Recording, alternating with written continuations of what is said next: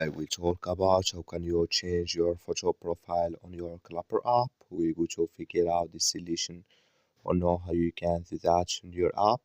So all you have to do in the first, you just go down here, you click on this sign. So when you click here on this sign, it's going to take you to your profile. It's going to show for you like this here. So then all you have to do next, you just click on your photo profile here. So then it's going to take you to this list here.